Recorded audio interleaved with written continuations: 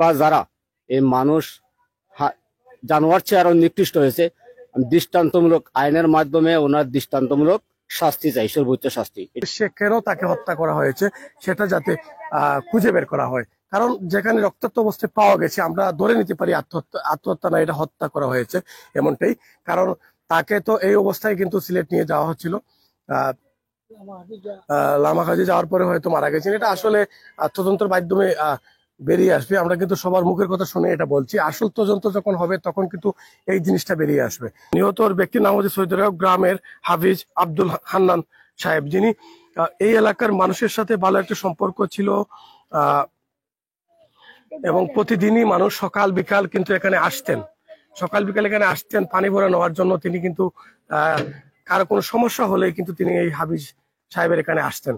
তো আমরা এই মুহূর্তে আপনাদেরকে দেখানোর চেষ্টা করছি এই বাড়ির সামনে কিন্তু শত শত মানুষ প্রতিনিয়ত ভিড় করছেন। আবারও বলছি, নিহত ব্যক্তির নাম হচ্ছে সৈয়দরাও গ্রামের হাফিজ আব্দুল হান্নান সাহেব, যিনি অতি পরিচিত ওই এলাকার জন্য।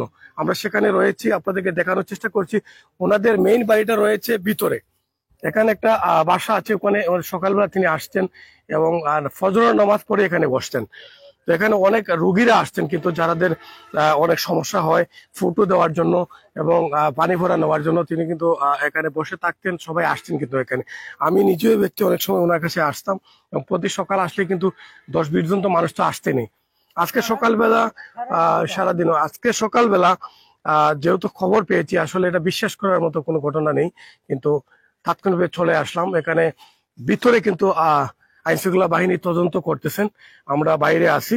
এই বাসাটি আপনাদেরকে দেখালাম, এটা দারুণ বাজার থেকে একদম 100 ফিটের ভিতরে, আপনারা বলতে পারেন 50-60 মিটারের ভিতরে, কিন্তু 100 ফুটের ভিতরে হবে, 100 ফিটই হবে এই বাসাটি পড়ছে। এবং পাশে একটা মসজিদ আছে তাদের, ভিতরে ওনাদের বাড়ি রয়েছে। তো আমরা আসলে জানি না কে বা কারা ওনাকে নিহত করেছেন এবং ওনাকে মেরেছেন। আশা করি আইন শৃঙ্খলা বাহিনীর মাধ্যমে আসল সঠিক তদন্তের মাধ্যমে এই বিষয়টা বেরিয়ে আসবে। আমরা বাইরে আছি, আপনাদেরকে আব্দুল হান্নান সাহেব কিন্তু অত্যন্ত ভালো মানুষ ছিলেন, ভালো সম্পর্ক ছিল সবার সাথে।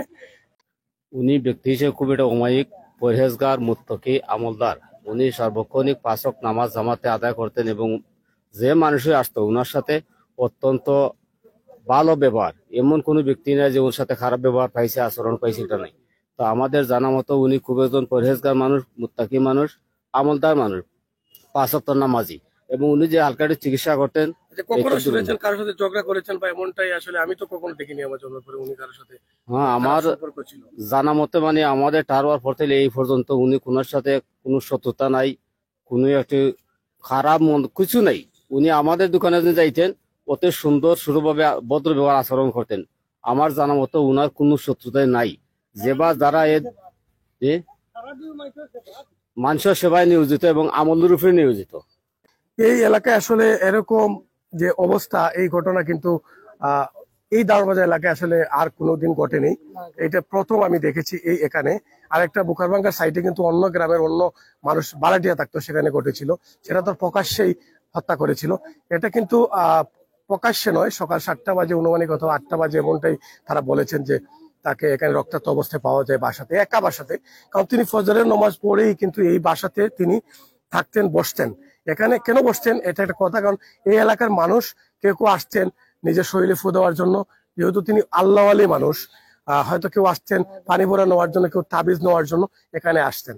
কিন্তু এই আল্লাহ আলী মানুষের সাথে আসলে কারো এত সত্যতা ছিল, এটা আসলে আমি যখন প্রথমেই এই বিষয়টা শোনার পরেই কিন্তু একদম আমার গার রোমা আসলে জায়গায় থাকেনি, আমি আসলে অন্যরকম হয়ে গেছি। কারণ একটা মানুষের সাথে আসলে আমরা এটা ধরে নিই যাকে আত্মহত্যা করা হয় যে তার আসলে সম্পর্কটা কিলা ছিল বা তার এলাকার অবস্থানটা কিলা ছিল, এরকমই আসলে কেউ সত্যতা থাকতে পারে। কিন্তু এই মানুষের সাথে আসলে অন্য অন্য মানুষের যে সত্যতা রয়েছে, এটা আসলে বিশ্বাসজনক কোনো কথা না। এটা আসলে আমিও বিশ্বাস করতে পারছি না, কারণ এই মানুষের সাথে কারো সত্যতা থাকতে পারে না। কারণ যেহেতু সবসময় আল্লাহর প্রেমেই ছিলেন মধ্যে এবং 5 ওয়াক্ত নামাজ পড়তেন। ফজর নামাজ আমার মনে হয় উনি কজা করতেন না, ফজর নামাজ কিন্তু সবসময় পড়তেন, 5 ওয়াক্ত নামাজ পড়তেন।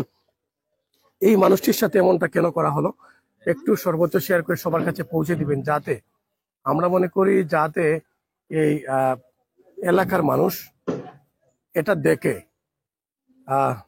আতঙ্ক রয়েছে।